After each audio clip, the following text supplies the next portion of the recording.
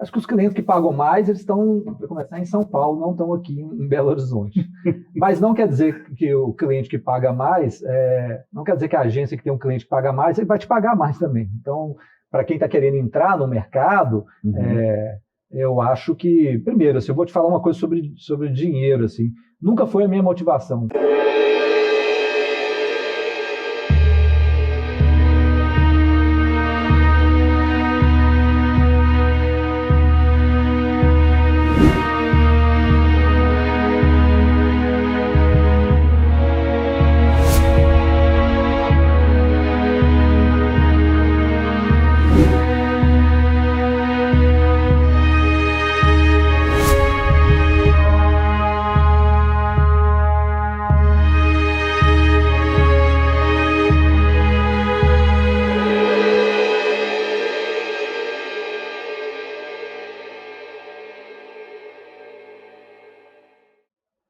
Olá, nós estamos aqui hoje novamente com o programa TBT e é um prazer estar aqui com vocês.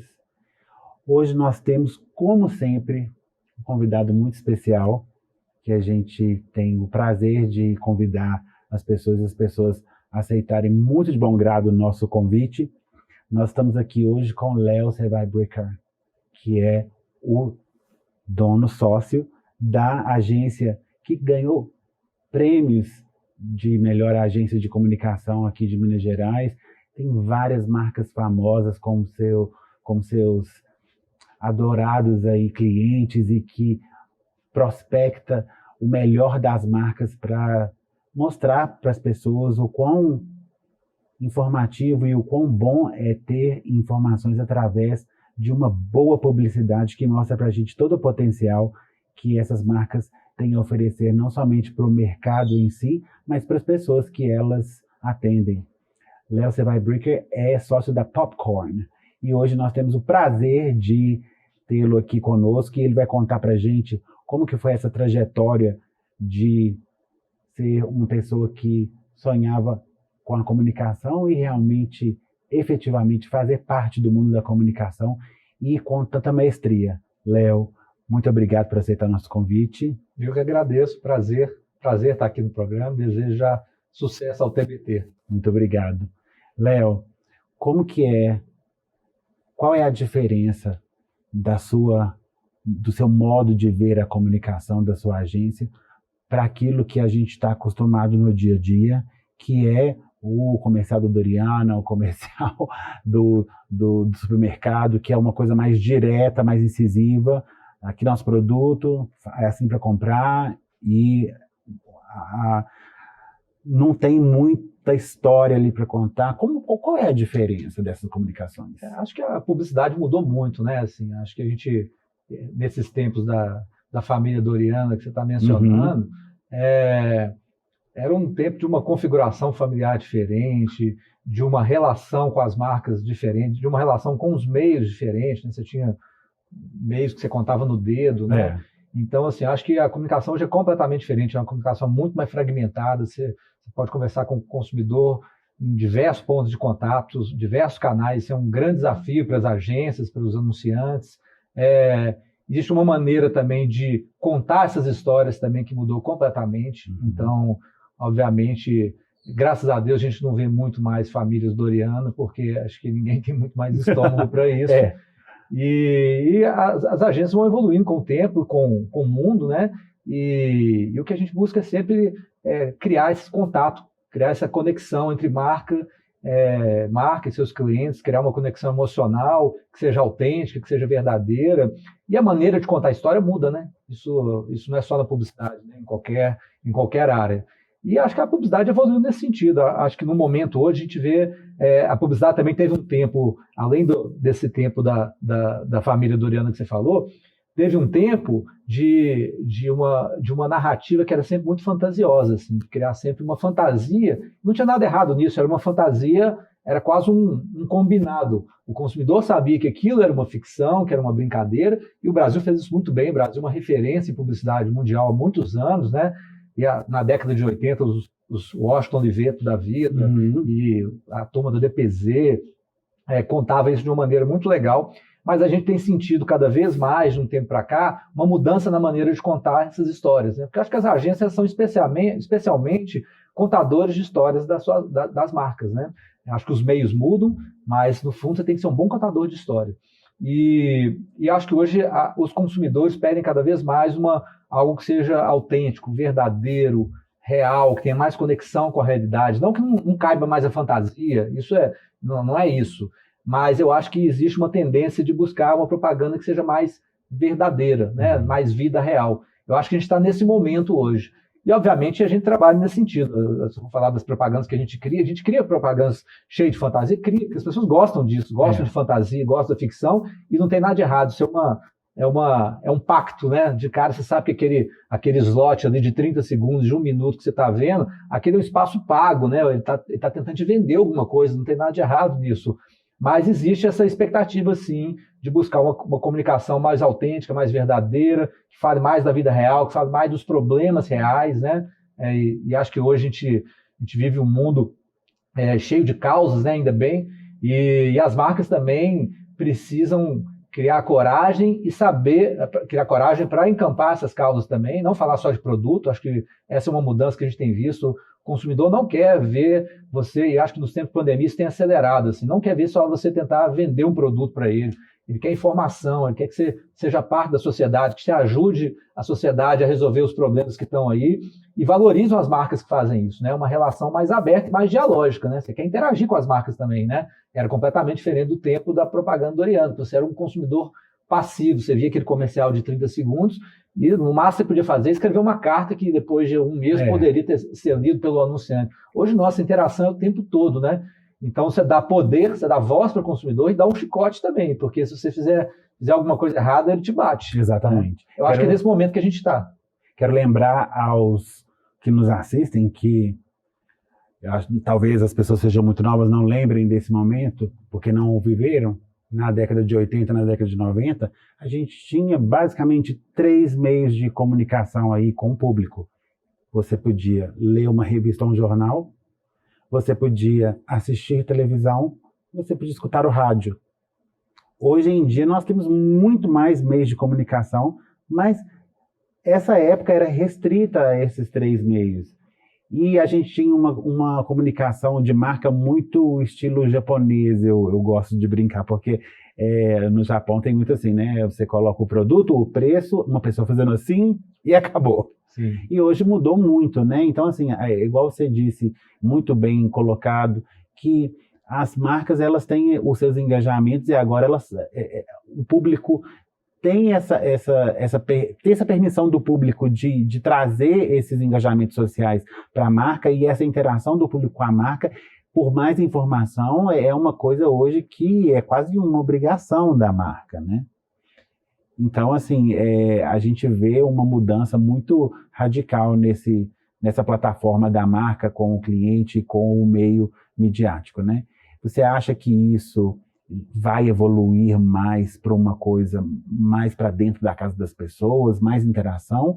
Ou você acha que a gente já atingiu um pico que é um platô máximo aí para essa interação? Não, eu acho que a interação vai continuar acontecendo e o grau dessa interação vai depender muito, eu acho que da postura das marcas, não só da comunicação das marcas, mas da postura das marcas. Acho que o consumidor, ele é ávido de interagir, inclusive com marcas também, né? É óbvio que ele não acorda pensando com que marcas que eu vou interagir hoje, essa não é a prioridade na vida dele, mas ele gosta de interagir, mas com marcas que sejam verdadeiras, que representem valores que ele acredita. Então, acho que esse grau de interação vai depender muito, não só da mensagem, que é o que a gente estava falando antes, né? Era da mensagem, mas também da postura das marcas em relação às questões da vida mesmo, né? Então, não adianta a marca ter um discurso para fora e tratar os fornecedores de uma maneira diferente, né? E ter mão de obra escrava, né? Você vender moda de um jeito glamuroso, fashion, chique, descolado e manter uma centena de bolivianos presos numa casinha, trabalhando 20 horas por dia, sem poder ir no banheiro. Então, não faz sentido mais, né? Eu acho que, graças a Deus, está sobrando menos espaço para esse tipo de marca. E eu acho que quando o consumidor entende que isso é verdadeiro, que o discurso é compatível e está afinado com a postura da marca, eu acho que ele quer interagir e a tendência, eu acho que é continuar interagindo cada vez mais. Acho que o que muda muito é que as agências, os anunciantes tinham muito controle da mensagem, né? Então, claro, podia dar errado aquela campanha, não, mas você tinha controle. Hoje em dia, depois que você põe aquilo na rua, ela não é mais sua, ela é dos outros, né? As pessoas podem fazer um meme com aquilo, podem detonar, podem divulgar para você, elas podem se tornar a mídia da sua própria campanha, né? Então, isso é muito interessante. Eu lembro de uma campanha que a gente fez há uns 3 anos, tem uma campanha que foi muito premiada, ganhou no Clube de Criação, que é o festival mais importante de criatividade aqui no Brasil, um sarrafo muito alto assim, do ponto de vista criativo, e a gente fez uma campanha para o Dia Internacional contra a LGBTfobia, até para o governo de Minas da época. E foi muito legal, porque a gente tem a ver também com a ideia do dinheiro, né? A gente acha que propaganda sempre custa muito caro e precisa de muito dinheiro para você ter resultado, né? Acho que esse é um exemplo legal que fala de mensagem, de ser autêntico, de você falar de verdade para o público e do público poder transformar-se em mídia da sua campanha, mesmo sem dinheiro. A gente recebeu uma demanda que era para o Dia Internacional contra a LGBTfobia e chegou uns 2 dias antes do dia, né? O dia, a gente sabe o dia que vai acontecer, mas a campanha chega, o briefing chega 2 dias antes, isso continua acontecendo. E quando chegou mais ou menos assim, olha, a gente não tem recurso para veicular, é só para fazer um postzinho orgânico aí no Facebook, e é isso mesmo, e pronto. Ou seja, um trabalho para riscar da pauta, né?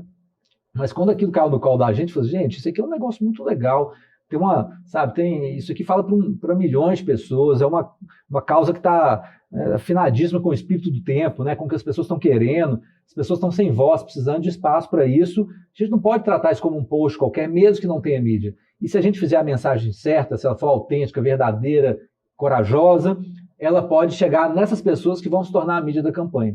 Então, mesmo com 2 dias de antecedência, a gente fez um mutirão na agência, criamos uma campanha com personagens de verdade, né?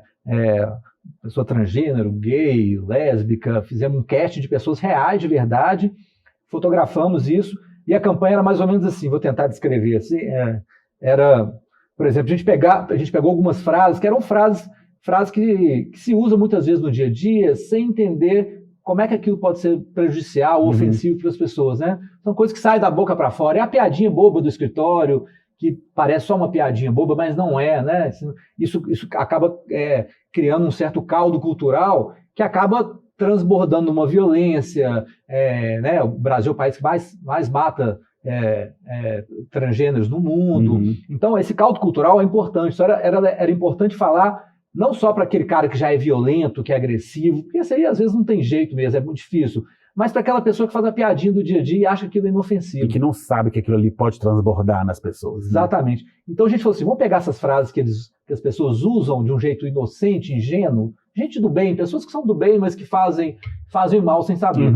E aí, por exemplo, tinha uma lá que era um casal de gays, 2 homens muito bonitos, assim, se abraçando, numa situação, claro, que eles estavam namorando, estavam ali juntos e tal, e aí tinha um texto grandão, assim, só assim, ó, que desperdício, que é o que, né, a gente vê muitas mulheres falando, nossa, que desperdício, 2 homens lindos aqui, por isso que a gente aqui solteira, não é?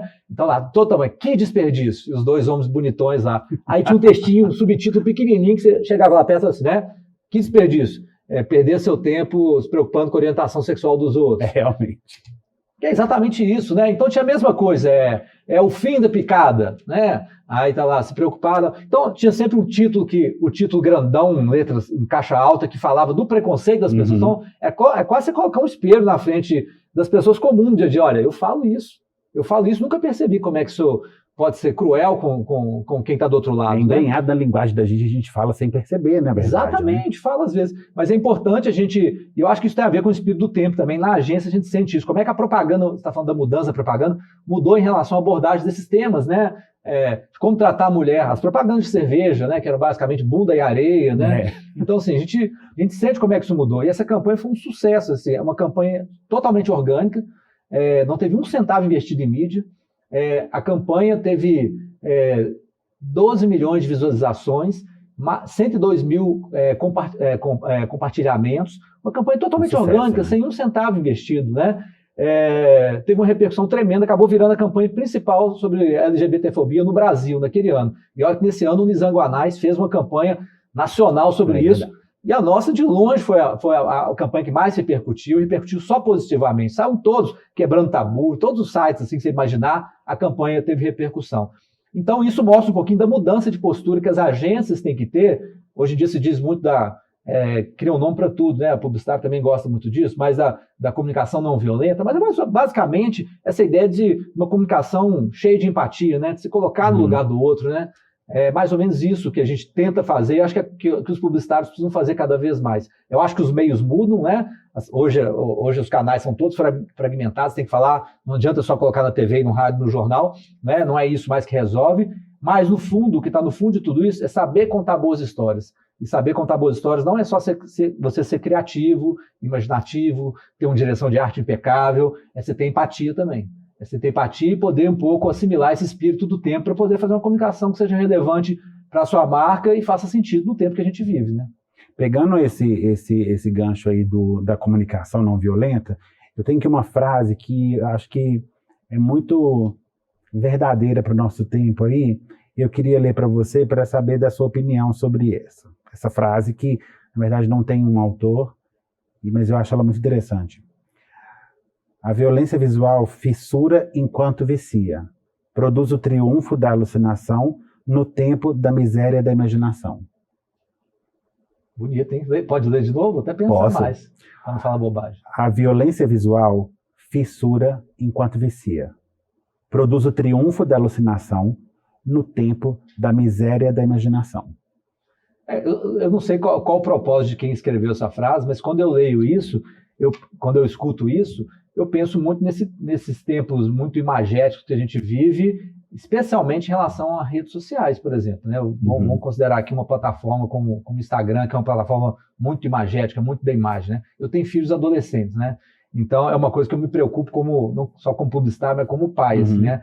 O fascínio que essa vida contada com imagens, né? Por exemplo, das celebridades, dos influenciadores, o fascínio que isso causa nesses jovens e a frustração que isso causa também, né? Assim, é uma vida mágica, deslumbrante. São imagens controladas, né? Mais controladas, mas mas produzidas para parecer não produzidas, né? Então, para criar, porque assim, é diferente da relação que a gente tinha antigamente sempre houve celebridade, sempre teve a estrela da novela, da capa de revista, mas a relação é diferente, porque era uma coisa meio inatingível, né? Hoje em dia, parece que você está dentro da casa da Kardashian, né? Das Kardashians. Então, assim... E é tudo perfeito, né? É tudo perfeito, os filhos são perfeitos, a família é linda, a pessoa acorda 6 horas da manhã, maquiadíssima, com cabelo lindo. Parece que é uma vida perfeita, né? E eu já escutei colegas adolescentes falando, mas a minha vida é muito chata mesmo, por isso que eu tenho que acompanhar, por isso que eu tenho que viver a vida dos outros, né?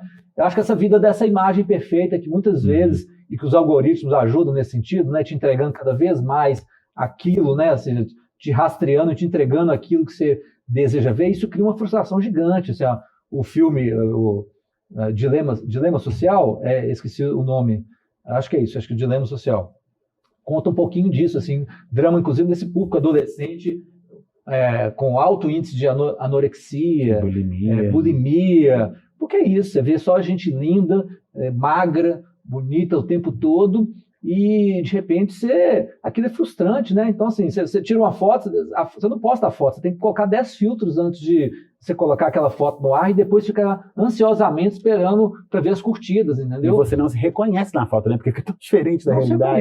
Você conhece, exatamente, parece um boneco de cera do Museu Madame Tussauds, né? E você está ali, só que é isso. Então, assim, eu acho que isso, ao mesmo tempo que tem esse fascínio que você falou, o fascínio da imagem, tem também o rebote disso, sabe? Que é a frustração com a vida que não é perfeita, com seus pais que não são perfeitos, com seu nariz que não é perfeito. Então você vê esse tanto de menino novinho pensando em botox, fazendo plástica, aí faz a primeira plástica, faz a segunda faz a terceira e nunca para, entendeu? Porque você nunca vai ser a Kardashian. Então, assim, minha menina vai brigar comigo a hora que não briga com seu pai. Isso. Porque ela é fã das Kardashians e é parte das nossas discussões lá em casa. Mas acho que é uma discussão que os pais têm hoje com os filhos mesmo, mais do que uma discussão, uma preocupação, e que tem a ver um pouco com isso que você comentou aí. Eu acho que é fascinante, é um magneto, assim, né? vai todo mundo sendo atraído, porque eu estou falando dos adolescentes, mas não é só eles, não, obviamente, né? Acho que eles são mais suscetíveis a isso. Mas é um magneto de alguma maneira, mas depois dá um rebote que muita gente não consegue depois ficar em pé, sabe? É uma coisa depressiva, né? Você olhar, eu quero tanto viver aquilo, mas aquilo, na verdade, não existe por si só, né? Exatamente. E ser um conhecimento do sistema que está atrás, comandando aquilo, né? Do sistema de inteligência. Acho que isso, a gente conversa com pais muitas vezes sobre isso. Ah, mas na sua época era assim também. Você era adolescente, você era rebelde, você era sei lá o quê. Claro, tem uma parte que faz parte da vida, né? Você contestar o pai, uma época de afirmar sua identidade, né? Afirmar sua identidade também passa por confrontar o pai e a mãe, de querer ser diferente, não gostar do que ele gosta. Isso tudo faz parte. O que faz a grande diferença, eu acho, que é esse sistema e essa inteligência invisível que está por trás e que eles não percebem isso, entendeu? Eu acho que isso eles não sabem, isso não é claro, né? Isso não é claro foto que já mapeia o óculos da pessoa e fala onde tem, quanto custa, aquela coisa. Exatamente. Interativa demais, né? Isso pode ser usado, claro, para o bem de alguma maneira? Pode. Se eu estou procurando um óculos, se eu quero comprar um óculos, eu visitei um site lá e achei bacana e não comprei, aquele remarketing depois vai como uma sombra te acompanhando até você comprar o óculos ou esquecer dele, pode ser legal. Se eu estou querendo comprar um óculos, de repente vai aparecer um óculos que eu estava procurando, tem a ver comigo. Então essa inteligência usada para isso, só que tem limites para isso. E o difícil é que a gente não consegue pôr limite nisso. Quem está com o dedo no botão não somos nós, entendeu? A gente só deixa o rastro lá. Então isso é muito perigoso. E tem a ver com a minha área também, né? Assim, a publicidade faz isso. Então, coloca um limite ético na eficácia das propagandas. Até que ponto você está disposto a ir para trazer esse cliente? Né? Essa é uma pergunta para os anunciantes, para as agências, né? Para os legisladores. Né? Uma pergunta ainda com algumas reações, a lei de proteção dos dados e tal, já é uma reação nesse sentido, mas tem muita água para rolar ainda nisso aí. Não sei o que vai dar isso, mas eu sei que é um dilema ético que as agências, inclusive, precisam enfrentar daqui para frente. O dilema ético, na verdade, que a gente vive, pelo menos eu vejo muito isso, que a coisa que reverbera hoje em dia mais não é necessariamente a voz de uma pessoa que gosta de contar histórias como você, mas o que mais reverbera hoje é o clique, né? O clique dentro das redes de mídia aí é a coisa que mais reverbera no mundo e a gente não tem o controle desse eco, né? Que vai e ganha milhões de pessoas. Mas eu acho que uma contraproposta aí para esse clique reverberante aos milhares é uma pessoa que gosta de contar a história, que sabe. E você é essa pessoa, né? Como que surgiu esse gosto de contar histórias para as pessoas e que virou uma agência de publicidade? Léo, como que foi? Olha, eu acho que eu aprendi, espero ter aprendido a contar história lendo histórias, né? Eu acho que ninguém escreve direito se não leu um bocado na vida, sabe? Mas vamos parar aqui agora e lembrar para as pessoas, gente, quer entender o mundo? Leia. A leitura é muito importante, né, Léo? Claro. Acho que o nosso trabalho é realmente apontar as coisas que são boas e positivas para a sociedade como um todo. Isso é uma coisa que a gente tem perdido, que é o gosto pela leitura. Às vezes no começo parece ser um pouco chato, enfadonho, mas tenta e você vai conseguir gostar da leitura e ela vai te dar muito apoio para tudo aquilo que você fizer na sua vida. E eu acho que eu tive uma vantagem em relação à geração atual, quer dizer, eles veem como desvantagem, mas eu vejo como vantagem, que eu não tinha essa competição de distrações que a meninada tem hoje, né? Então, assim, eu tive uma infância, morava em Belo Horizonte, sempre morei aqui, mas como se eu morasse no interior, era uma rua sem saída, a favela terminava na minha casa, eu era amigo dos meninos da favela, jogava bola, bente altas na rua o dia inteiro, e lia muito. E aí acho que tem muito a ver também com influências que você teve na vida, né? Assim, né? Mesma situação, alguém que teve um professor que foi a chavinha que você precisava para virar sua vida, sua carreira, o que for. Eu tive uma tia-avó, que foi uma segunda mãe para mim, assim, a tia Florinda, ela me ensinou a gostar de ler. Então ela me dava... Eu sou mais velho que eu sei, mas assim, possivelmente não foi da sua época a coleção Vagalume. Foi? Você chegou a pegar a coleção Vagalume? Eu li tudo a coleção Vagalume, li mais de uma vez, li outras coisas também, mas especialmente a coleção Vagalume. Aquele universo de fantasia, aquelas histórias todas, né? E tem livros para crianças mais novas, depois tem uma linha mais adolescente. Então eu peguei essa jornada toda, fez parte da minha vida, e eu lia o tempo todo e adorava. Então assim, acho que eu aprendi a contar história lendo histórias, né? Eu acho que isso é fundamental. Ninguém aprende a contar história sem ler, né? Não é uma coisa que de repente desce na pessoa, Exato. Né? Você cola. Então, acho que eu aprendi por aí. Assim, a publicidade, acho que tinha a ver com a ideia de um exercício que fosse criativo e, ao mesmo tempo, tivesse ligado a um certo mundo das marcas. Acho que foi uma época onde a TV era muito forte, né? Então você fazia... talvez uma época especial da publicidade brasileira, né? Que você tinha, falei do Washington Oliveto, lembro dele de novo, né? Valizer, meu primeiro sutiã. Você vê aqui e fala assim, gente, isso é o que eu quero fazer, né? Então eu tive muita vontade de contar esse tipo de histórias. Mas assim, eu me pergunto, eu tenho vários colegas que falam isso, assim, colegas não só da publicidade, mas de outras áreas, que dizem: se eu não fosse publicitário, eu não sei o que seria da minha vida. Então, se eu não fosse músico, eu não sei o que seria da minha vida. Eu nunca tive isso. Eu sempre gostei muito de publicidade, mas nunca tive essa relação, essa obsessão. Se eu não fosse publicitário, eu ia contar a história de uma outra maneira. Podia contar a história tocando um instrumento, trabalhando com cinema, áreas que eu gosto, né? Eu também tocava, eu tinha banda, eu também tinha vontade, queria ser músico. Então, são maneiras de contar histórias, né? Com certeza. Então, eu sempre quis contar a história de um jeito criativo. Acabei encontrando na publicidade, talvez um pouco por acaso também, esse espaço para contar essas histórias, que são histórias de marcas, né? E agora, chega um tempo também, assim, já contei tanto já história para marca, eu queria contar outro tipo de história também. Então, você vai buscando alternativas na sua vida. É difícil fazer porque a publicidade te atropela, né? É um trabalho muito intenso, que demanda muito de você, e eu tenho dificuldade de fazer duas coisas ao mesmo tempo. Assim, eu sou muito caxias, muito dedicado, assim, quero fazer uma coisa bem feita. Então, eu me dediquei, tem mais de 20 anos já, a publicidade tem contado, mas vai dando uma vontade também de, se eu contar a história, além da publicidade, que vai continuar fazendo parte da minha vida, se eu começar a contar histórias de outro jeito também, em outras áreas, né? Então isso vai cutucando em você. Mas acho que basicamente, respondendo sua pergunta inicial, veio da leitura. A leitura me fez gostar de ler histórias. E sou eternamente grato à minha tia Florinda, por isso. Espero que todo mundo possa ter uma tia Florinda na vida. Eu particularmente venho de uma casa onde se via muita televisão e eu também lia muito, mas me chamou muita atenção a coisa da publicidade, porque quando eu era criança e até um jovem adolescente, até uma tia me levou ao médico porque falou que eu prestava muita atenção nas propagandas que eram muito incisivas, e principalmente propaganda de cosmético, de tintura de cabelo, aquela coisa que veio, né, da cultura europeia e que entrou traduzida para nós.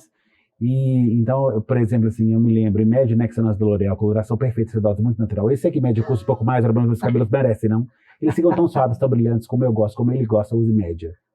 Que inveja da sua memória, viu? Isso é uma coisa que entrou na minha memória de uma forma muito fácil, que nunca mais saiu.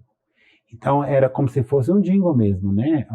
As frases muito bem pautadas, as frases que faziam uma justaposição muito boa e que podia ganhar espaço na sua memória mesmo. Hoje em dia, eu vejo que essa propaganda de impacto, ela não é muito mais uma propaganda que entra na nossa memória e não te deixa mais escapar. Mas é uma propaganda que conta uma história de uma vida ou de um momento que você gostaria de viver, e ali no meio calha de ter uma marca. É assim que você vê a propaganda hoje? Eu acho assim, primeiro essas propagandas memoráveis que a gente carrega com o tempo, acho que tem a ver também com uma época onde a gente era submetido a uma quantidade de informação muito menor, inclusive de informação publicitária, Sim. né? Hoje você pegar, da hora que você acorda, vai escovar seu dente com a pasta de dente, a ler, a ver qualquer notícia no UOL, no outro portal que você segue, você é submetido a muita informação. Então, realmente é difícil. Acho que o grande desafio hoje não é a audiência, é a atenção, né? As marcas brigam por atenção. Não adianta você ter audiência e a pessoa não está prestando atenção, porque a pessoa está em duas, ainda mais as gerações mais novas, né? Multitela. Várias A plataformas. pessoa está com a televisão ligada, está no Twitter, está ao mesmo tempo fazendo a unha, enfim, né?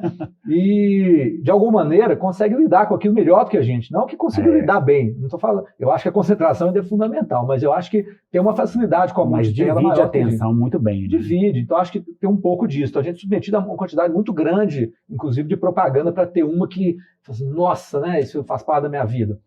Mas isso que você falou tem muito a ver com o momento mesmo. Produto, a propaganda no início da indústria propaganda era uma propaganda onde o produto era muito importante, porque você não tinha muita concorrência, né? Hoje em dia, não, você tem para o mesmo segmento, para o mesmo subsegmento, você tem vários produtos que são muito parecidos. Então, o produto em si é quase uma commodity, né? O que é especial é a maneira de você contar aquela história, de você embalar aquele produto, a narrativa que você tem, os valores que aquela marca representa, né? Então, eu acho, quando a Dove, por exemplo, resolve valorizar a mulher comum, a pessoa comum, não a modelo, tal, isso é uma história legal. Será que o sabonete é tão mais especial do que os outros? Eu não sei. Mas eu acho que o valor da marca, né, pelo menos, traz essa bagagem. Então, o produto ele acaba carregando essa história. Né? O produto acaba assinando, sendo o ponto final dessa história e não carregando a história. O produto não é o centro mais de tudo. Ele acaba carregando e contando uma história para você. Ele acaba ajudando você a ouvir essas histórias que te interessam. As pessoas não estão mais afim de ficar escutando propaganda de produto o tempo todo, a não ser que esse produto tenha uma história legal para contar, que normalmente não vai ser só sobre o produto. Né? Então, acho que é uma mudança mesmo na comunicação mesmo, na relação das pessoas com as marcas, sabe? Eu, só fazendo um parênteses, estava contando da sua infância aí, lembrando as propagandas que você memoriza até hoje. Eu te falei que eu não sabia exatamente como eu entrei na propaganda, apesar de saber como eu quis ser contador de história. Mas eu lembrei de uma história de infância mesmo, muito novo, que minha mãe me contava, é até engraçado. Minha mãe falava assim: Léo, quando você era criança, os meninos todos tinham uns brinquedinhos, ficavam lá brincando, e você entrava num quarto e não brincava, não conversava com ninguém, esquecia que tinha uma hora para almoçar, tinha 2 anos de idade, 3 anos. A única coisa que você fazia, pegava as caixas de sabão em pó todas, da Omo, sei lá o quê, colocava lá, ficava enfileirando e ficava brincando com caixa de sabão em pó, ou com embalagem de produto. Ela que fica... Acho que ela ficou querendo criar uma certa mitologia sobre por que meu filho escolheu publicidade. Então ela lembra dessa história e me conta. Mas é bem chamativo mesmo, né? É estranho. Memorável. É bem estranho. Tinha uma pessoa da família que falava assim: eu acho que esse menino tem algum problema. Acho que ele tem um problema, ele não conversa com ninguém, não sai para almoçar, acho que tem um problema. Criança não fica brincando com caixa de sabão em pó, não, né? Mas teve essa historinha também que eu acho que pode ter ajudado. Agora, o que explica isso, eu não sei, não. Mas acho que teve um input lá atrás. Talvez as cores, né? Seriam pode interessantes, ser. Alguma coisa nesse sentido, né? Mas que coisa impressionante, né? Como a propaganda realmente conta a história da gente, né? Propaganda é parte da vida, né, gente? Propaganda é parte da vida, né? O Andy Warhol, quando começou a brincar com a propaganda na arte, acho que ele mostrava um pouco disso pra gente, né? Então, assim, a propaganda é parte da nossa vida. A gente pode gostar, pode não gostar. A sopa Campbell, né? Aquela coisa de exatamente. Tem marcas que são boas, tem marcas que são ruins, tem marcas que enganam o público, tem marcas que não enganam, com as pessoas também, né? Então, assim, eu acho que a gente precisa de informação para tomar decisões conscientes, assim, né? O consumidor hoje tem um poder que ele não tinha antes, né? Assim, o consumo consciente é um tipo de ativismo social também, né? Se deixar de comprar de uma marca porque ela... Boicotar aquela marca ali. Boicotar uma marca porque ela fez uma coisa que você acha que é errada, isso é um direito seu. E hoje, além de boicotar, você conta para os outros que boicotou, né? Você posta lá e tal. Então, as marcas têm que ficar espertas mesmo. Como eu disse, acho que nem fui eu, acho que foi o Marcelo Serpa, um publicitário que foi presidente da UMA BBDO durante muito tempo, que fala isso. Com as redes sociais, a gente deu voz e um chicote para o consumidor. Então, tem que andar na linha. Você tem na sua memória uma marca que veio para você com uma proposta aqui, você falou assim: eu não vou contar essa história não, que ela é mentira? A gente tem no nosso imaginário, né? As marcas chegando sedutoramente, falando assim: não, olha, eu vendo isso aqui, mas eu quero pegar esse público aqui. Já tem. Não, teve sim, ao longo dessa história, teve. Obviamente, o cliente não te conta, um cliente que age dessa maneira, ele não te conta a história toda, ele te conta a parte que interessa, né? Então, ele pode te dizer da parte boa da história, e a parte ruim você vai intuir, você vai descobrir por outros meios e tal. Então, assim, mas é sempre uma desconfiança, nunca tem certeza, você não está lá dentro, né? Assim, então, é sempre uma relação que depende de confiança, né? Inclusive, na hora que você vai prospectar uma marca, além de saber se ela é financeiramente importante para você, se você pode ajudar aquela marca a resolver um problema, né? Um problema com o consumidor dela, com o público dela, com os stakeholders dela, você também tem que entender se é uma marca que está bem intencionada ou se está querendo usar o seu serviço só para vender, para causar algum mal, né? Assim, para vender ainda vai, mas para vender enganando as pessoas, aí não, né? Então, é uma relação sempre que tem que haver confiança. E mesmo que você não ache a marca perfeita, e elas não são, como a gente também não é, você pode pensar o seguinte: tudo bem, a marca tem um tanto de problema, será que a minha participação pode ajudar nisso? Pode ajudar a resolver esse problema? Não só para a marca, para o consumidor dela também.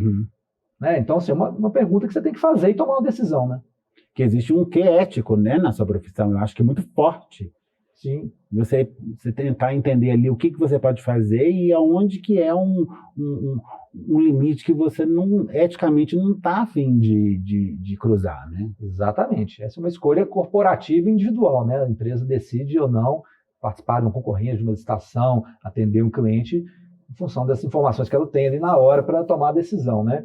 E vai de cada um, obviamente, mas eu acho que é dever nosso investigar, né? Assim como você investir quando você vai comprar um produto, você investigar também quando você quer atender uma marca, para saber se te interessa, né? Não só financeiramente, mas em outros aspectos, né? Então, como eu disse, às vezes a marca não é perfeita, às vezes ela tem defeitos e tem problemas graves, né? Mas se você se colocar numa posição, porque também é mais fácil você contribuir para resolver um problema de dentro do que de fora, né? Eu posso ficar jogando pedra, e às vezes jogando pedra com razão, né? Mas eu posso também, assim, ao invés de jogar pedra, eu posso fazer parte dessa história e tentar ajudar de dentro, né? Posso tentar ajudar de dentro. Então, é uma pergunta que você tem que fazer e topar ou não, né? E as marcas aceitam isso, esse tipo de intervenção? Algumas sim, outras não. Então, tem marca que aceita, tem marca que não aceita. Do mesmo jeito, tem agência que quer brigar por isso, tem agência que não quer brigar por isso, né? Você pode chegar no limite. Não, eu posso. Às vezes é muito mais fácil aceitar o que ele te pediu, riscar da pauta, faturar e ir para a próxima, né? Mas é o que você deve fazer? Essa é uma pergunta que cada um tem que se fazer, né? A gente sempre peita no bom sentido, peita no sentido de tentar mostrar, inclusive, o que a gente acha que é melhor para o próprio cliente, né? Assim, né? E o que é o certo de se fazer. Então, a gente peita, às vezes a gente ganha, às vezes a gente perde, faz parte do jogo, mas também tem isso, estando dentro do processo, dentro do cliente, às vezes você tem mais possibilidade de ajudar a mudar alguma coisa. Não é mudar tudo, não tem essa fantasia, mas de ajudar a melhorar alguma coisa naquela relação com o cliente, naquela situação que está colocada ali, do que de fora, né? Nós estamos aqui com o Léo Zerweibrecher, da agência Popcorn, e ele está aqui contando várias histórias super relevantes, tanto para nós como consumidores, quanto para nós, agentes sociais. E a gente vai fazer um rápido intervalo, a gente volta já já.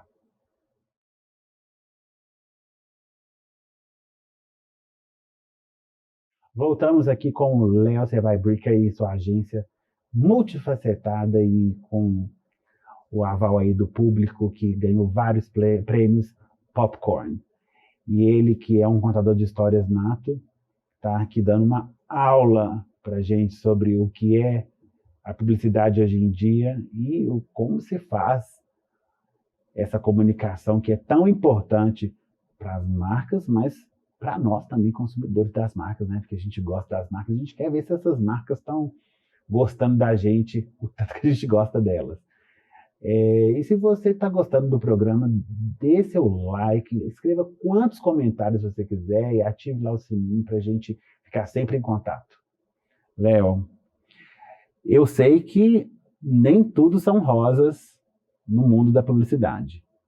Existe aí um momento que você se sentiu pressionado ou que foi um momento bastante memorável aí, não tão positivamente, nessa sua trajetória da publicidade da comunicação? Bem, pressionado acho que é quase um estado permanente, assim, né? Eu acho, claro, cada área tem seus desafios, mas a minha área sempre foi a área da criação. Então, o desafio de criar uma campanha nova, a sensação, pelo menos para mim, né? Acho que isso varia de pessoa para pessoa, mas a sensação é que você nunca fez aquilo na vida antes, assim, né? Então, você faz... Toda conta que você pega... É sempre frio na barriga, não vai sair nada, por onde eu começo, enfim, sempre tem essa sensação. Claro, estou falando de campanhas mais importantes, tem mais conceitos, você precisa ter um sarrafo mais alto e uma expectativa, uma visibilidade. Então, essa pressão é meio parte da profissão. Assim, a gente claro, estou exagerando um pouquinho, com o tempo, essa pressão é relativizada. Você aprende a lidar com ela, mas ela não deixa de fazer parte da sua vida, né? Então, a pressão é a pressão do dia a dia, de criar coisas novas, de surpreender, de não cair no comodismo, de uma autoexigência, né? Eu descobri recentemente, eu não entendo nada de astrologia, não sou ligado a nada desse universo, mas uma turma seu comentário sobre Virgem com ascendente em Virgem e Lua em Virgem. Mas explica-nos o que isso significa, porque eu não sei. Bem, eu te falei que eu sou analfabeto no assunto, mas como eu tenho um jeito talvez um pouco característico na agência, nos tempos que a gente ainda estava na sede, né, antes da pandemia, um dia as pessoas resolveram lá na agência mesmo de brincadeira, vamos fazer o mapa astral do Léo. Aí fizeram meu mapa astral lá. E aí descobriram, e eu descobri junto, que além de virginiano, eu também tinha lua em virgem, ascendente em virgem. Parece ter um quarto na ordem lá de hierarquia, que também é virgem. Então, os 4 primeiros são virgens, assim, né? Acho que nem se eu jogar na lota eu consigo, eu tenho mais chance de acertar do que isso. Mas aí tem a coisa do perfeccionista, da exigência, e uma amiga minha do trabalho falou o seguinte, assim, ela leu uma frase que eu acho que resume um pouquinho, ela resumiu para mim, foi um recado, mas eu acho que eu me encontro nele, assim, uma pessoa difícil de agradar. Então, eu acho... Eu também sou de virgem, será que eu fico pensando, será que eu sou uma pessoa difícil de agradar? Acho que sim. Pois é, eu descobri isso, você não sei se está certo ou errado, não, se a astrologia funciona, mas a frase acho que combina comigo. Então, um pouco dessa angústia que eu estava te contando, dessa angústia criativa, claro, não é só criativa, eu sou sócio da empresa, então, além da angústia criativa, tem a angústia de ser sócio, dono de um negócio, com todos os desafios que um negócio aqui exige da gente. Mas essa angústia tem muito a ver com algo que é da minha natureza, que é uma coisa de ser muito exigente, muito autoexigente, muito exigente com os outros, né? Então eu lido com uma dualidade que é o seguinte, eu sou um cara, eu não gosto de conflito, eu não sou um cara do embate, do conflito, nem nada, mas ao mesmo tempo eu sou muito exigente, assim, eu fico muito incomodado quando não sai do jeito que eu quero, do jeito que eu imaginei que poderia sair, né? E fico no detalhe para acertar aquilo. Então eu fico nesse conflito, assim, ó, eu vou ter que entrar em confronto no bom sentido da coisa, de cobrar de alguém, por exemplo, uma coisa que não está do jeito que eu imaginei que devia estar, pode ser um fornecedor, pode ser um colega de trabalho e tal.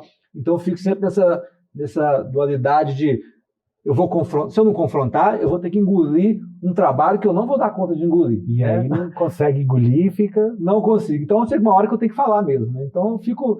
Mas enfim, é uma coisa que você aprende a lidar com isso, sabe? Eu acho que, claro, tem situações mais dramáticas disso aí que você está falando, eu estou falando no meio de uma pressão do dia a dia, mas óbvio, tem situações muito mais dramáticas de clientes com problemas muito complicados, né? Você é sugado para dentro daquele problema, né? E aquilo que a gente estava falando no bloco anterior, né? Às vezes são questões importantes que atingem a sociedade e tem um impacto social forte, mas você se pergunta sempre, é uma pergunta que a gente sempre se faz, assim, né? Mas eu posso ajudar mais de fora, jogando pedra, criticando, muitas vezes com razão, ou eu posso ajudar mais de dentro, ajudando a mudar alguma coisa do que está ali, né? O problema é maior ou menor sem comunicação? Você tem um dedo muito importante aí nas marcas, né? Porque você ajuda a marca até a repensar o repertório ético, né? E tudo, através da problematização aí do que você quer imprimir nessa comunicação, né? Imagino eu. Eu acho que isso também depende muito de empresas. Tem empresas empresas muito grandes, com perfil muito corporativo, às vezes é difícil você chegar em Deus, né? Você fica ali embaixo, ali, né? Você conversa com algum santo, mas você não consegue chegar lá em cima. Então é difícil, às vezes você não tem essa interface direta com um decisor, mas você tem uma interface com quem pode influenciar o decisor. Então você pode fazer alguma coisa naquele sentido. Em empresas menores ou empresas mais flexíveis, as empresas atuais, se você conversar com uma startup, por exemplo, a conversa é muito mais direta e tal. Então depende muito da governança, do modo de estruturação das empresas. Mas óbvio que, em alguma medida, ou mais ou menos, você consegue influenciar uma decisão, né? Depende um pouco da vontade da agência em ajudar aquele problema a ser resolvido. Não só ajudar o problema do cliente, mas ajudar o problema do cliente, né? Então, depende muito, acho que, da coragem, da vontade, da disposição, você brigar por aquilo que você acha certo, brigar no bom sentido das coisas, né? Mas, enfim, teve momentos muito tensos, isso a história, desde momentos tensos de contas complicadas, como essa que eu estou te falando aí, até situações que hoje são engraçadas, que tem a ver com uma certa ingenuidade do início de carreira. Antes de ter a Popcorn, eu fui sócio de uma agência chamada IDIA, que eu montei na faculdade ainda. Então, eu estava no penúltimo semestre de faculdade, montei com mais um amigo, um colega de sala, uma agência. A gente não sabia nada de nada, e hoje os meninos saem muito mais preparados do que a gente na época. Não sabia nem mexer num computador direito. E a gente montou a agência nós dois, assim, funcionava na dependência de empregada da República onde ele morava, com uma lata, uma mesa de lata, dessas mesas de bar, que eu acho que um dia a gente tinha bebido todas, pegamos a mesa de bar e levamos, porque a gente estava precisando. E é isso, 2 computadores, um para cada, um scanner daqueles que você tinha que rasgar a folha para passar, e nós dois, assim, inventando, brincando de montar uma agência, né? Então, a gente não sabia de nada, e fizemos muita coisa errada, assim, coisa errada tecnicamente, assim, de ter que...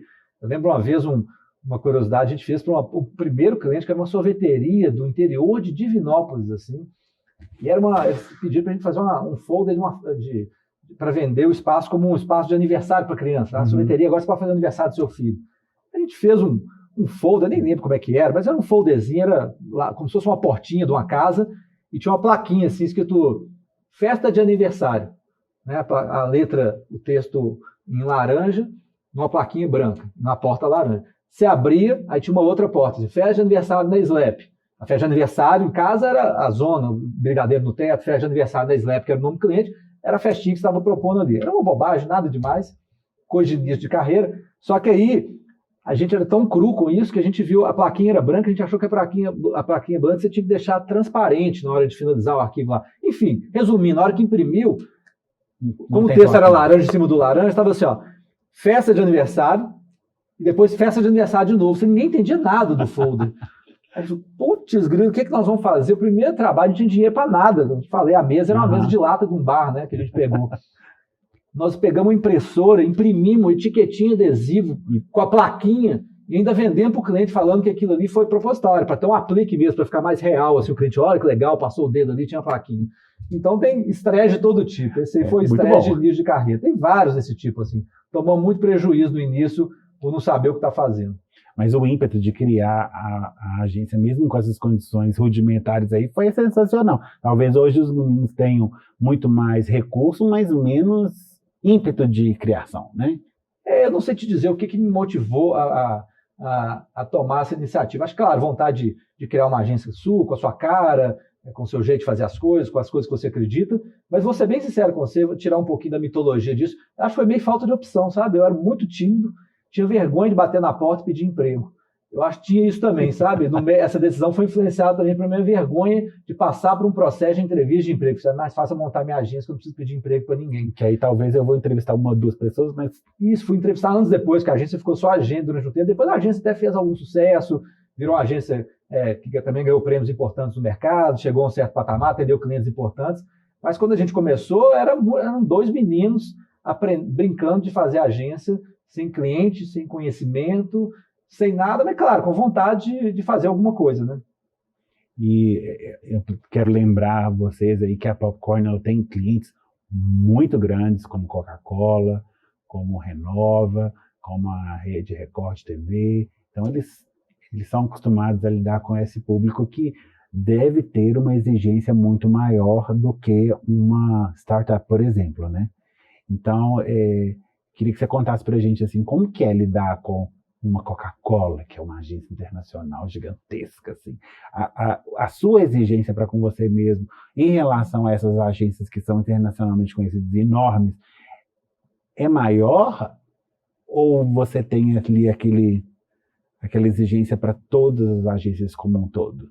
Olha, tem uma frase da Cora Coralina, escritora que a gente gosta muito, que ela fala assim, tudo que merece ser feito, merece ser bem feito. A gente acredita nisso. Então, se um cliente entra na agência, seja a Coca-Cola, o Sebrae, ou um cliente pequenininho que procurou a gente, ele tem que ser bem tratado, o trabalho tem que ser feito com dignidade, com criatividade, com as coisas que a gente acredita, com empenho. Então, é o que a gente acredita. Obviamente, você precisa fechar uma equação, né? Muito trabalho, muito dinheiro, ótimo. Pouco trabalho e pouco dinheiro, também ótimo. O que só não dá é muito trabalho e pouco dinheiro. Aí a conta não fecha. Mas se a gente topou o cliente, tem que ser bem atendido, então não tem essa não. Obviamente as exigências são diferentes, né? Então uma grande corporação, você falou da Coca-Cola, a Coca não, ela na verdade foi um cliente de um projeto que a gente fez para ela, junto com mais um pool de agências, na Copa do Mundo 2010, foi aquelas arenas que tinha na Praça JK aqui em Belo Horizonte, na Praça Raul Soares, então a gente fez as arenas para a Copa do Mundo, com transmissão, com link da Globo ao vivo e tal, então foi esse projeto. mas a gente atende clientes pequenos também na agência, que a gente atende com o maior prazer e faz trabalhos muito legais, trabalhos que são premiados, que a gente tem muito orgulho. Se você pegar o portfólio da agência, vai ter a Coca, mas vai ter o Festival Mundial de Circo, que é um festival, um produto cultural que é sensacional, que está há 20 anos já aí, mas que é um cliente pequeno, então não tem essa, a gente faz com gosto, sim. A gente segue o ensinamento da Cora Coralina. Agora, as exigências são diferentes, inclusive burocráticas, né? Clientes corporativos têm exigências que vão além das exigências criativas, né? Tem um processo todo de governança dentro dessas empresas que a gente tem que seguir para poder atender. Então, um cliente, por exemplo, como o Sebrae, que a gente atende hoje, a ANS, que é a agência que regula os planos de saúde, e outros mais, tem um processo, uma burocracia de prestar, né, que você precisa prestar conta de tudo que você faz, você precisa ter tudo muito documentado para qualquer auditoria. O processo tem que ser muito bem desenhado. Isso é uma coisa que a gente sempre preocupou desde o início, ou seja, não adianta ser criativo e o administrativo financeiro não conseguir fazer a entrega do pacote completo na hora do faturamento, né? Aí que é uma agência full service, né, que vocês falam. Exatamente. Acho que a agência full service no sentido de ter todos esses braços, todos esses pontos de contato com o consumidor, né? Tem a parte a mídia digital, a gente faz evento, a gente faz publicidade, a gente faz comunicação interna, comunicação corporativa, ativação de marca, você fazer isso tudo, mas dentro desse processo todo tem que ser tudo muito perfeito. Não adianta você ter uma entrega criativa sensacional e uma entrega administrativa horrível. Você não consegue atender esse tipo de cliente. Estou falando desses clientes grandes que você está mencionando aí. Então, e obviamente o aprendizado que a gente teve conquistando clientes grandes, né? A gente atendeu a Vale também durante muito tempo, a Fundação Renova a gente atende. Essa experiência atendendo clientes grandes deu para a gente foi obrigado a redesenhar os processos da agência e, obviamente, a gente aproveitou esse redesenho para todos os clientes da empresa. Então, hoje a gente tem muito orgulho de dizer que a agência, além de ser criativa, é uma agência muito organizada. Assim. Então, a gente tem orgulho de ser organizado. Então, o administrativo financeiro tem tantas estrelinhas quanto o criativo que ganha o prêmio lá dentro da empresa, sabe? Eu acho que isso é fundamental, assim, né? Você tem que ser bom em toda a jornada, em toda a experiência do cliente. Não adianta ser bom só no que aparece para o público. Você vê, às vezes, um portfólio com um trabalho premiado, criativo, mas você não sabe o que está por trás daquilo ali, né? As pessoas que estão por trás daquilo ali, do administrativo até a criação, passando pelo planejamento, o atendimento, mídia. Então, o processo tem que estar todo muito arrumado para você poder ser uma boa agência para o seu cliente. A pessoa que está na área de comunicação agora, que está fazendo alguma faculdade que é relacionada a essa área, a pessoa que está querendo montar um negócio, ou que imagina que vá fazer parte de uma agência de publicidade de renome, aí, tanto aqui quanto fora, qual seria a coisa que você falaria para essa pessoa que está pensando e tentando, falando, será que vai dar certo? Aquela pessoa que está com aquele frio na barriga, não sabe se vai, se fica, o que você falaria para ela? Acho que trabalhar com publicidade você tem que ser curioso primeiro, curioso com a vida. Acho que a vida é matéria-prima de tudo que a gente produz, né? Assim, né?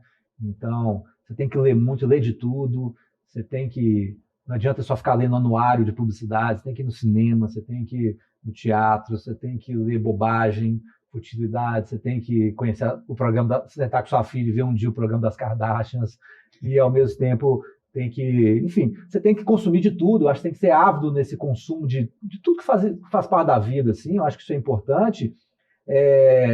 Então, primeiro você tem que se perguntar se você é curioso o suficiente para ser publicitário, né? E eu acho que disciplina, sabe?